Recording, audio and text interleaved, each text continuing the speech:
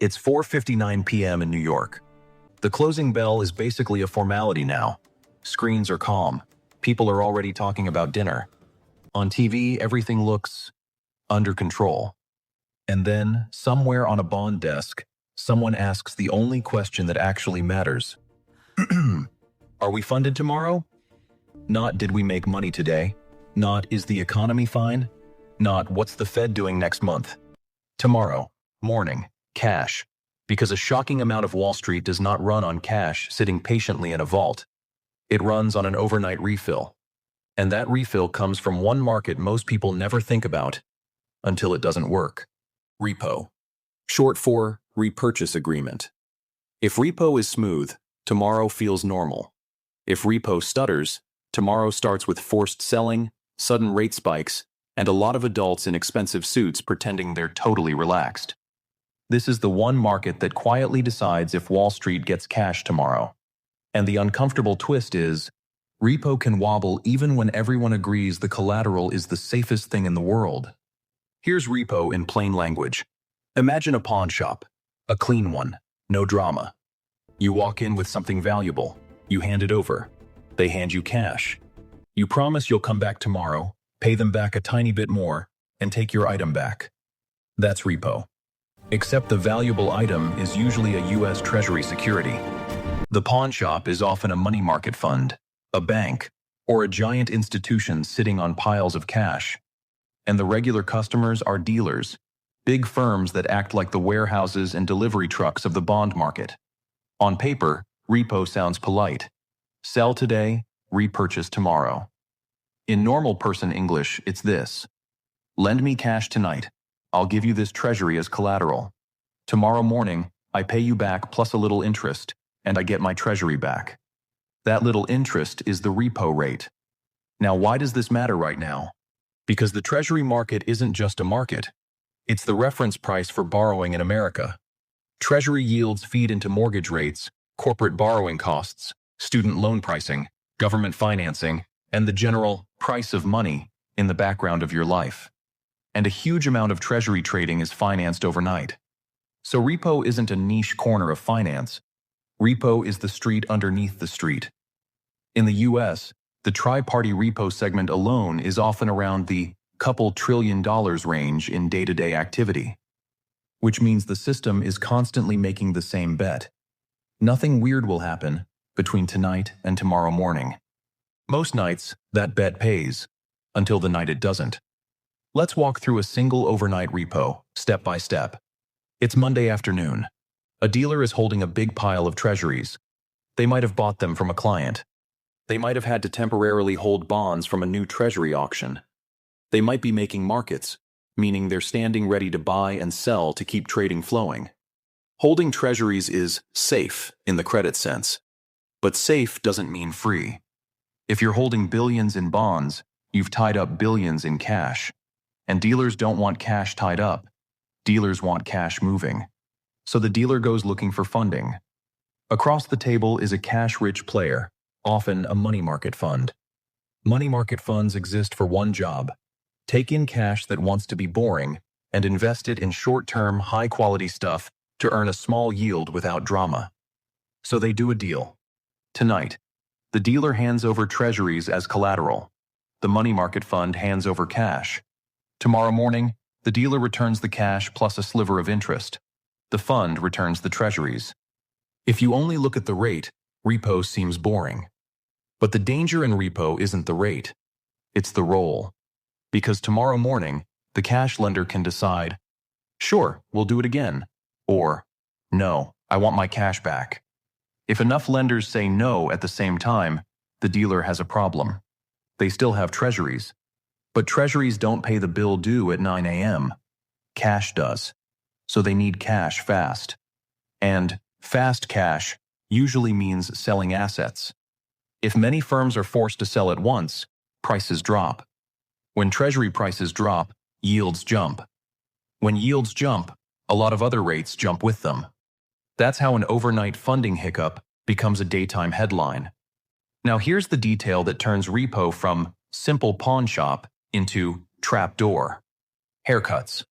A repo haircut is the gap between what your collateral is worth and how much cash you're allowed to borrow against it. If you bring $100 of treasuries, the lender might give you $99. That $1 difference is the haircut. It's the lender's buffer.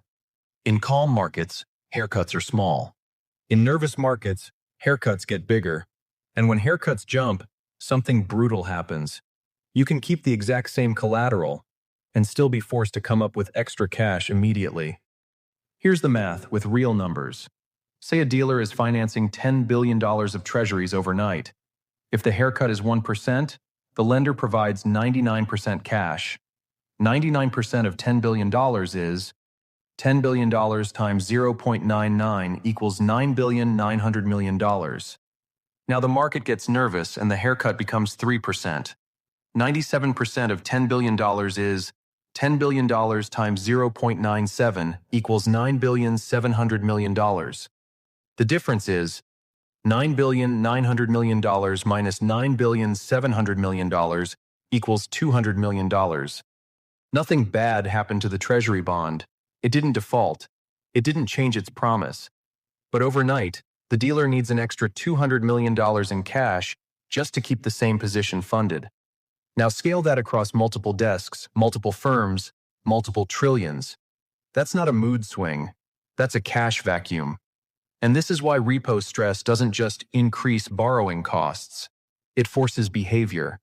When haircuts rise and funding gets pulled, the system doesn't debate. It liquidates. If this is the kind of hidden plumbing you want explained without the usual fog, subscribe. This channel is basically a guided tour of the parts of finance that decide what normal costs tomorrow.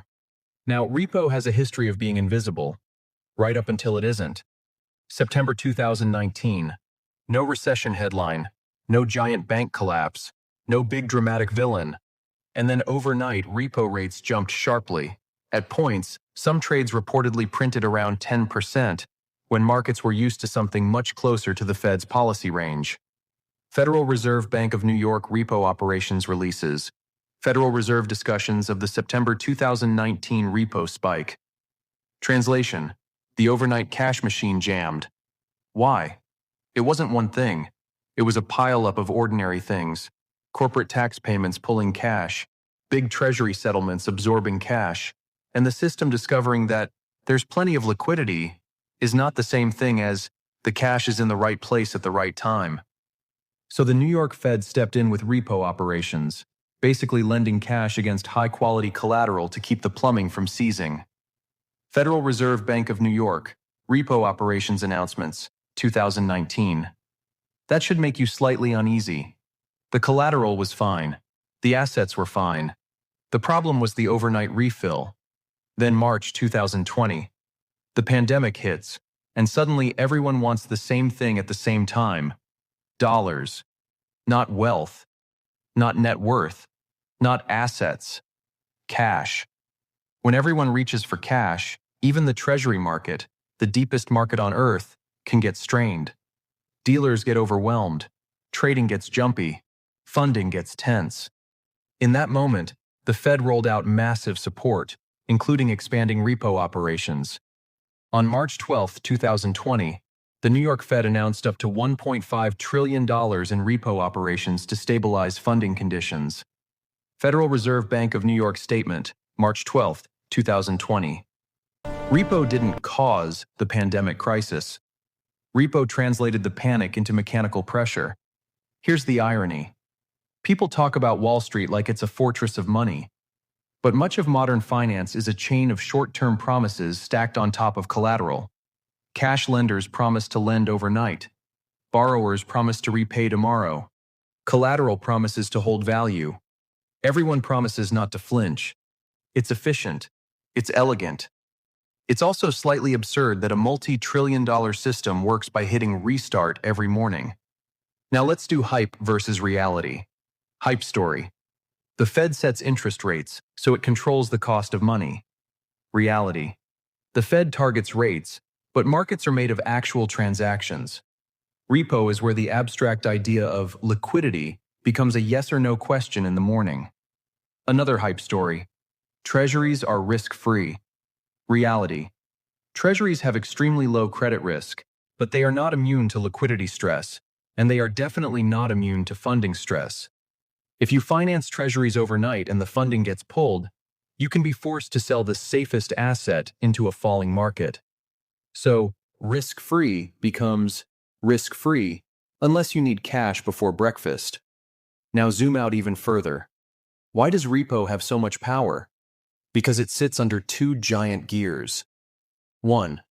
Dealers use repo to finance inventory so the treasury market can function day to day. 2.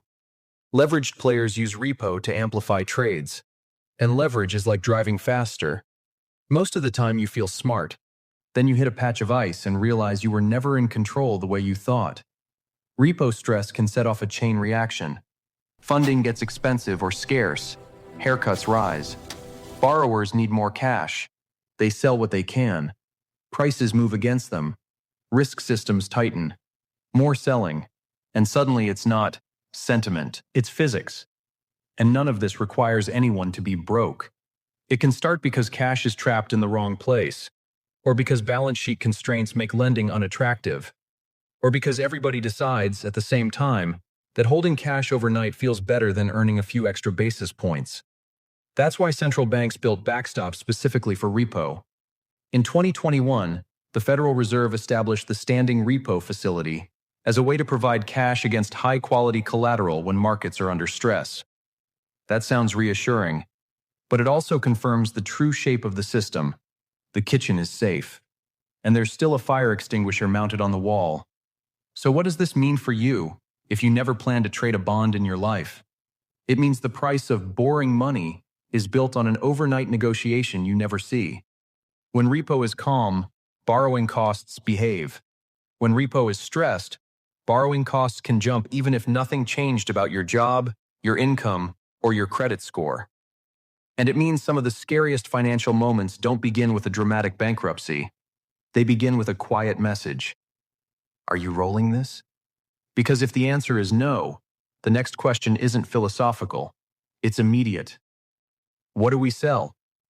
So tonight, the same quiet trade will happen again. Someone will hand over treasuries. Someone will hand over cash. And everyone will call it routine, because routine is the product.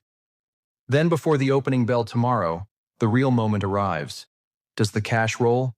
Do the haircuts stay calm? Does everybody keep pretending they're relaxed? Because if the answer is no, the system doesn't argue.